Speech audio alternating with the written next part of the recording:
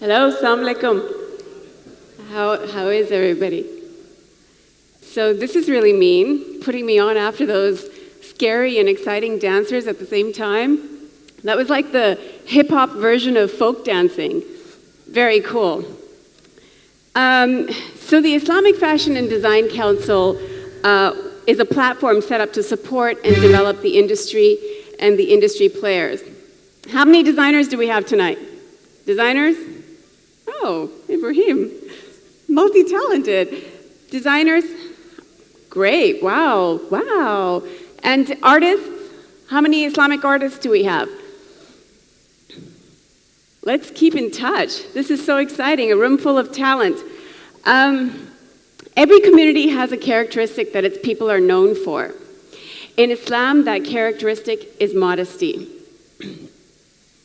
When you look at modesty, you primarily perhaps think of somebody that's a little bit more mature and a little bit more developed in life, maybe later on in their years.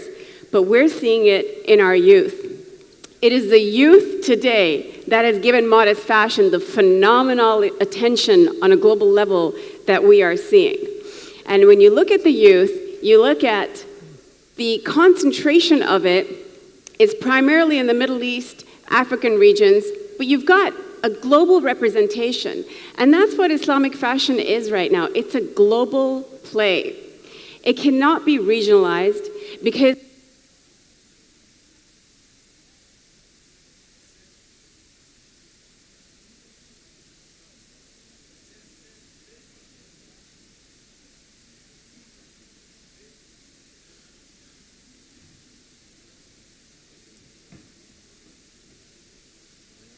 Hello? Yes, okay. Boy, I was about to dance or something, just to keep you guys entertained. Okay, so it is a global play, and that's what's exciting about it, and that's what I want you guys to consider about the industry, because it's a very exciting industry, full of opportunity, and it's barely scratched the surface. You've got a loyal consumer who's dedicated to this modest way of life for a higher reason. So it's not a passing fancy, it's not a fad or a trend that's gonna come in this season and out next season. You've got somebody who's committed to this for life. Her reasons for covering are the same as women of other faiths. There's actually not much of a difference why we cover versus most women in other faiths. The influence that she goes through is a little bit different from mainstream fashion. In mainstream fashion, they primarily look at the music world, films, television, the media. In modest fashion, there's a little bit more of a sense of individuality. We're not as easily influenced by other people and by the celebrity lifestyle as much as our mainstream counterparts are. Of course, we have a growing sense of the influencer generation that's coming up. We're seeing a new celebrity culture in our space.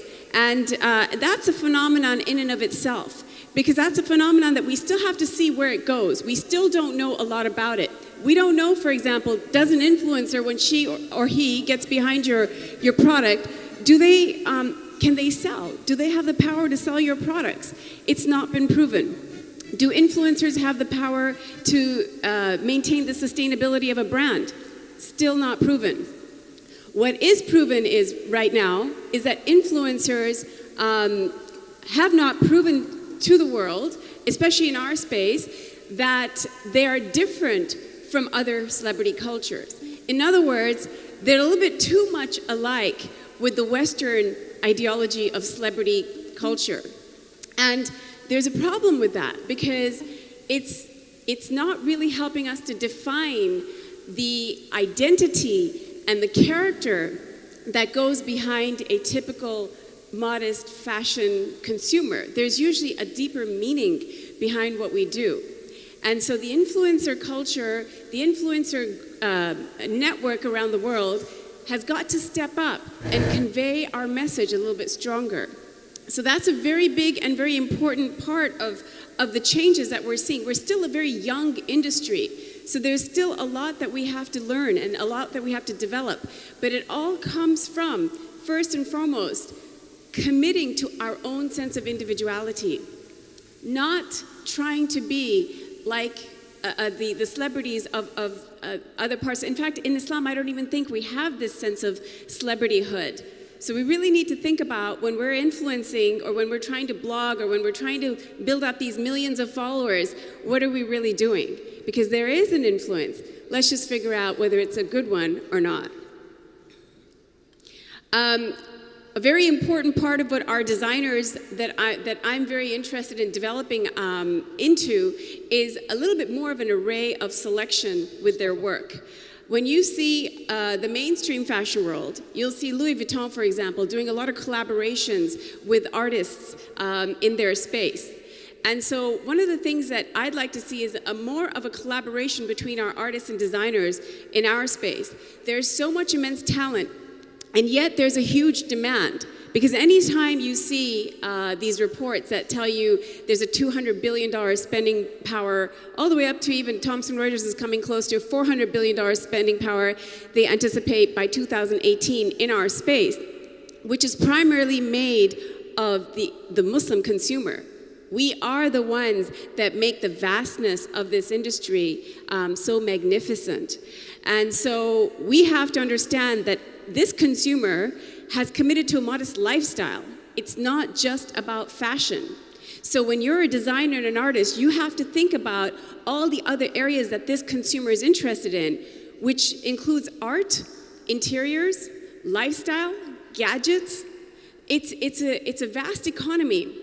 And we don't really quite know the scope of it, and that's what IFDC is committed to, is putting out more surveys and studies to make sure that we really understand so we can tap into the maximum potential. So you've got a global playground here. You've got a playground here where you're really not tied down to anything. As you know, modest fashion is quite diverse. It's not your typical uniform dress in Islam, which most people in the West at one point thought. It's not your stereotypical abaya, because even the abaya is changing today.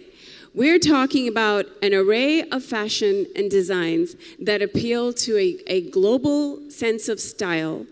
And you'd be shocked at how many times designers come up with a fusion abaya, manto, kaftan, any of the ethnic wear, and how many other countries start following the designers as a result of their creative genius.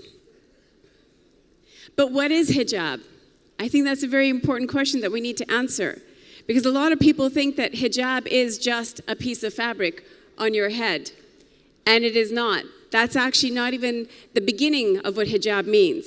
We're talking about polite speech, appropriately guarding one's gaze, etiquette and good manners, good opinions of people, diminishing misappropriated attention, respect for all of God's creation.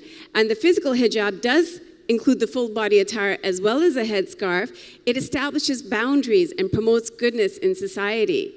So the next time you're asked by anybody why anyone would possibly want to ban the hijab when it brings so much immense goodness to our communities.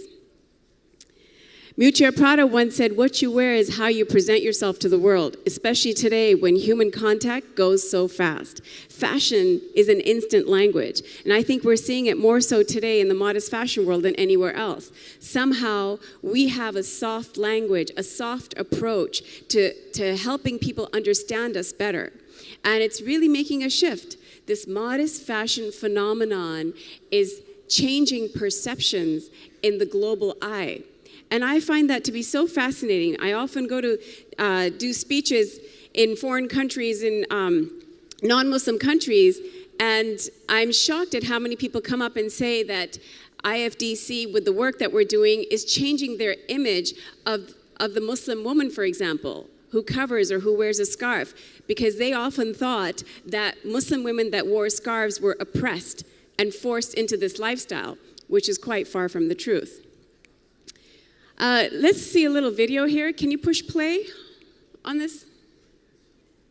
Can you push play on the video?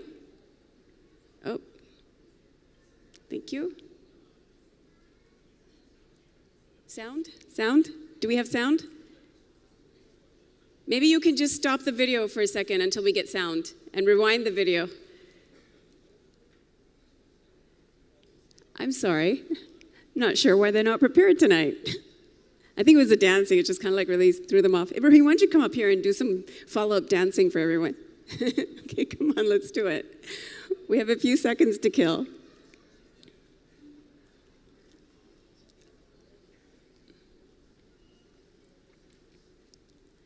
Okay, here we go.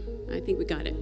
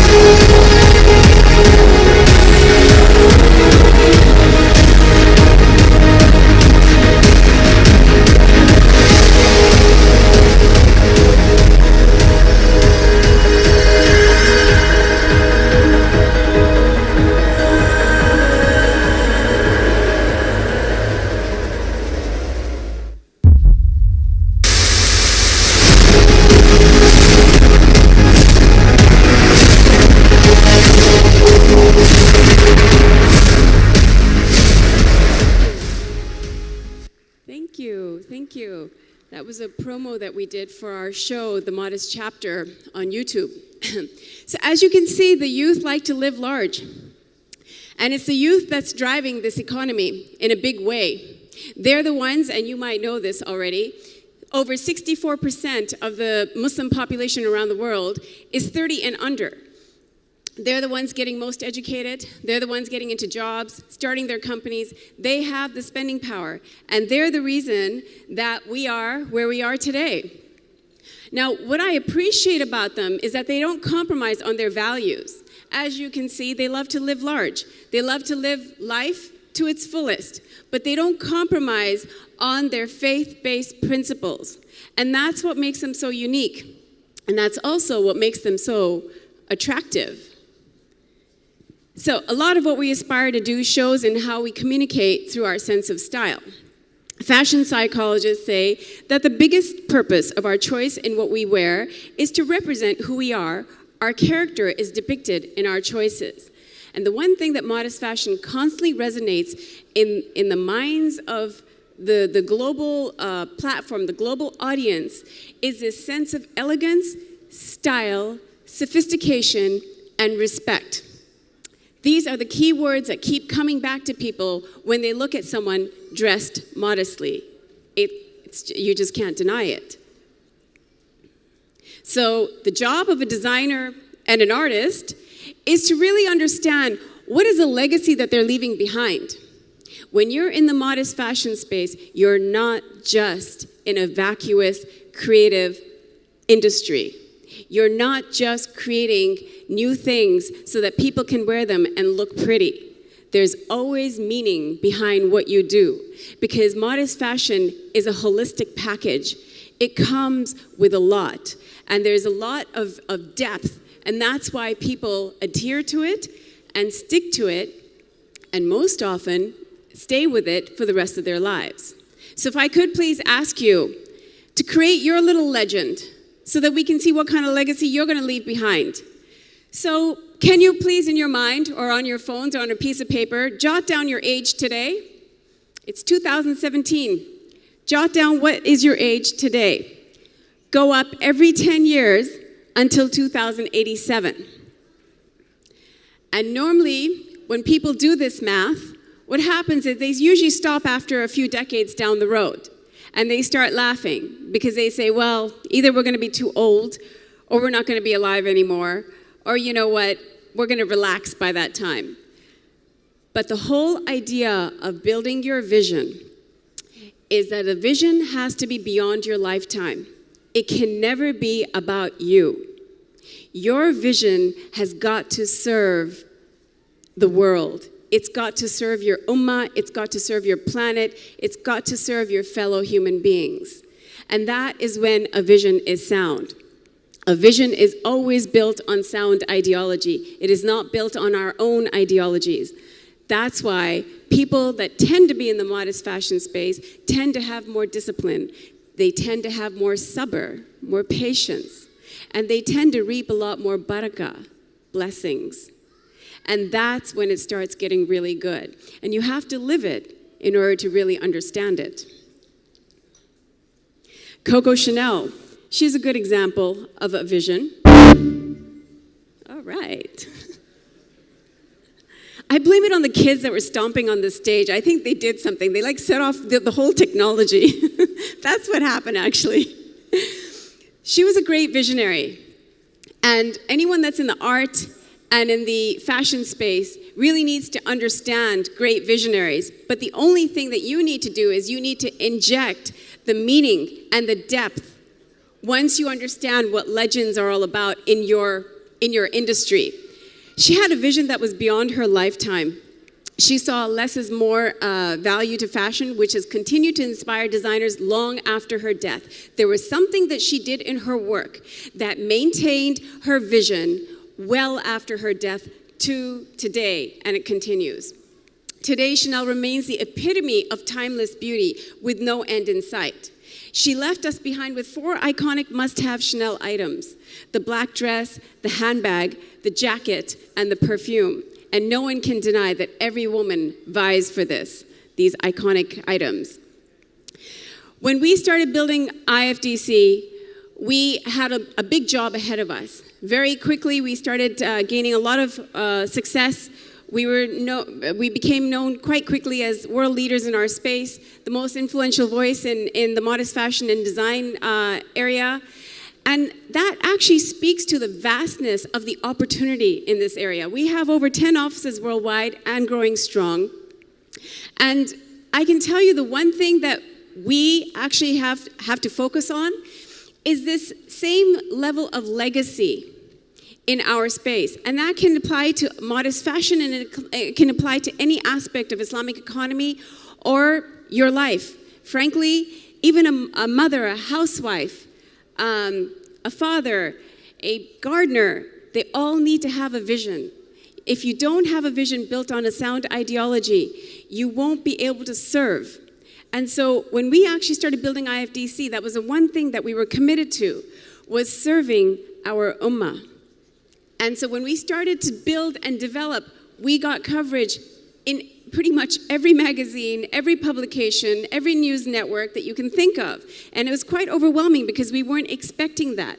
We also somehow found ourselves in the midst of this socio-political position where we started to speak on behalf of topics that we actually didn't think that we'd have to speak for. We were getting called by BBC and CNN when the hijab or the burkini was being banned, and there was a lot of positions that we had to take.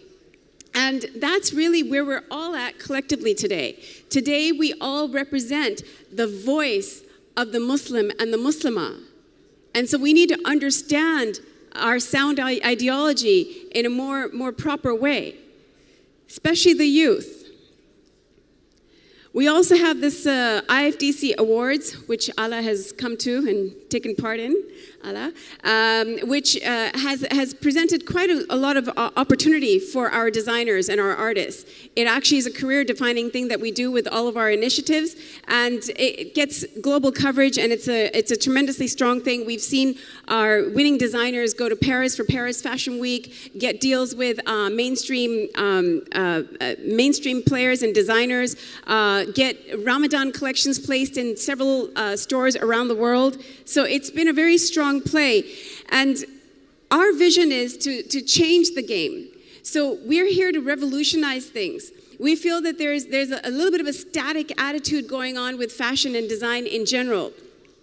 The Fashion Week, for example, or any fashion events or design events, even the retail stores are antiquated. We need to revolutionize this. This is what our legacy was. When Muslims were at the peak of their leadership, they came with answers. They came with solutions. So we can't just be a bunch of Me Too's. We can't just follow and mimic the Western world. Just because the mainstream fashion world is doing things a certain way does not mean that it's perfected. In fact, I will tell you that the Fashion Week is broken. The Fashion Week model is broken. If you go around the world and study and attend the fashion weeks, you will see that more and more designers are getting quite dismayed because they don't walk away with orders. They don't walk away with much exposure. And yet, what are we doing? People just keep repeating this fashion week model. So we came around and we presented a program called Cover, in which we studied this for 2.5 years, and we came up with new strategies to just focus on the commercial success of the industry player. So now we have what's called Cover Buyer's Lane. It's a new event that has been designed for disrupting the Fashion Week and the fashion events around the world, the design events around the world.